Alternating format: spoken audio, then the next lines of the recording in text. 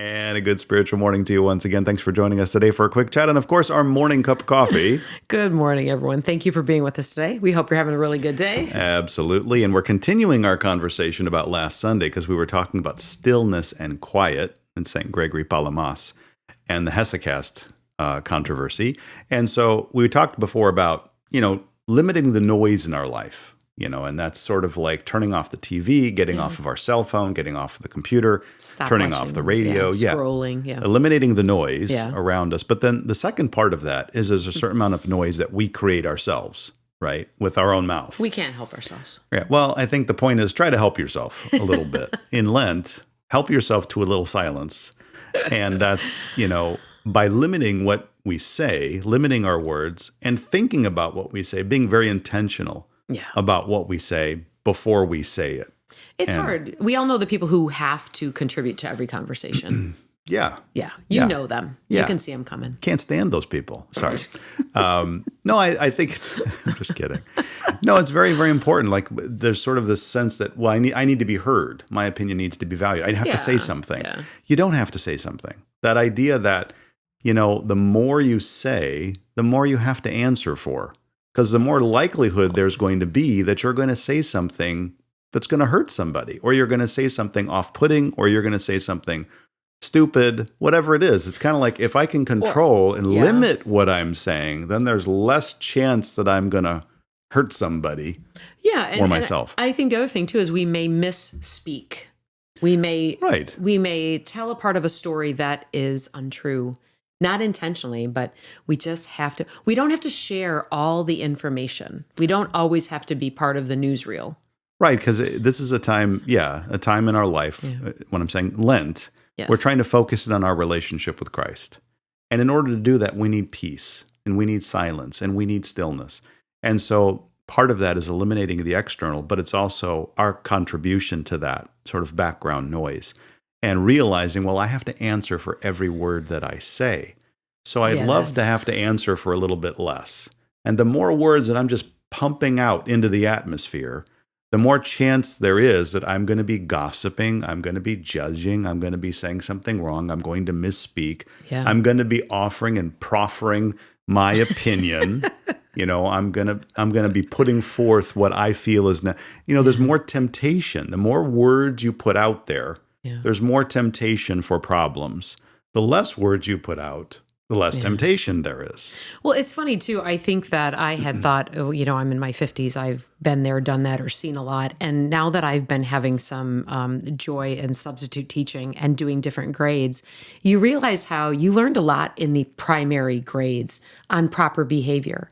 And you didn't learn how to do it. Or you didn't learn. So I was teasing Father that one of the teachers has this wonderful big poster that says, think. Right? Think before you speak. Okay. And I thought, oh my gosh, we should put this up in adult offices. And, this isn't just for the little ones. It's an acronym, right? It is an think. acronym, right? So what does think stand So for? it says, is it true? Is it helpful? Is it inspiring? Is it necessary? That's a good one.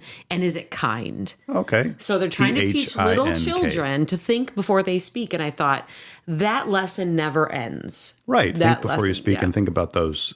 And it's true. A lot of important life lessons you learn in kindergarten. I can't tell you how many times I pull up to a stop sign, a four-way stop in California, and I say, didn't you guys go to kindergarten? Don't you know how to take turns? Like, you go, then I go. Then you go, then I go. It's like, no, we didn't learn that. No. Those are basic things, but I think it's important for us to really be thinking, so the first step is, if you don't have to say it, don't say it. When in doubt, just don't say Zip it. People feel like, no, no, you don't have to. You don't have to say every thought that comes into your mind. When in doubt, just don't say it. Try as much as you can in Lent not to speak. And that's a good, it's kind of like that sort of monastic cliche of taking a vow of silence, right? They're taking that vow of silence so they don't have to worry about putting out their opinion into the world and then answer for all of the words that they've put out there that perhaps have been unkind, untrue, or hurtful. Yeah. So the first thing is try in Lent to limit the amount that you're saying. really to control your mouth. I mean, we're fasting so that we can learn to control our bodies. Right. But really, it's more important to control what's coming out of your mouth than what you're putting into your mouth. And so we're kind of trying to do both. And I try to tell people it's not a good thing to say, I'm fasting very, very strictly over here. I'm not eating all of this food. Yeah. But then over here, I'm just saying whatever I feel like. And I'm devouring my friends. Yeah, I'm killing people. Yeah. I'm just hurting people left and right. Yeah. And so that's the first thing. Really just try to limit, be very conscious of the fact I should be limiting the amount of things that I'm saying. Try to say less. Yeah, and I think I like what you said about being intentional, because I think also if we can pivot and give ourselves something. So if I am going to speak during this season, and as we said, Lent is a season to prepare and let that continue in our life even after Easter.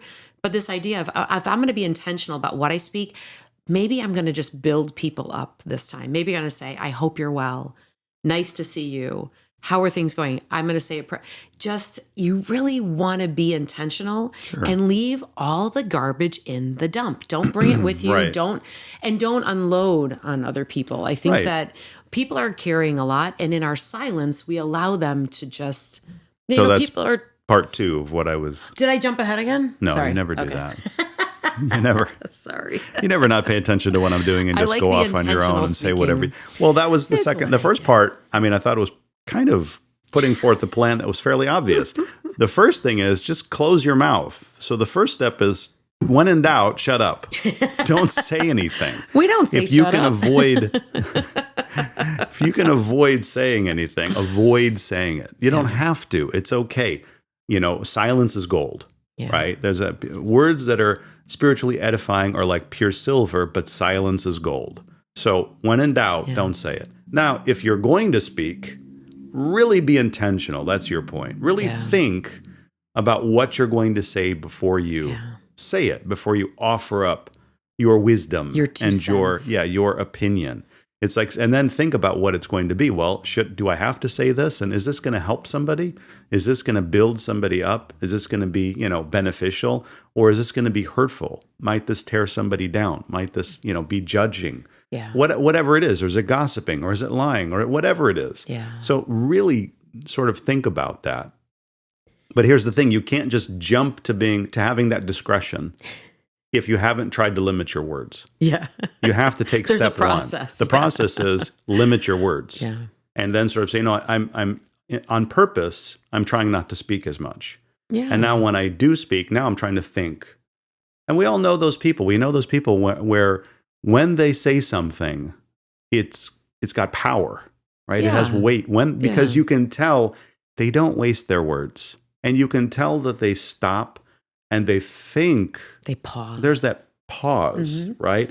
And then they say something. And you can tell they really crafted that thought and that sentence. Yeah. And it has some meaning. It's not just, a constant stream of words coming out.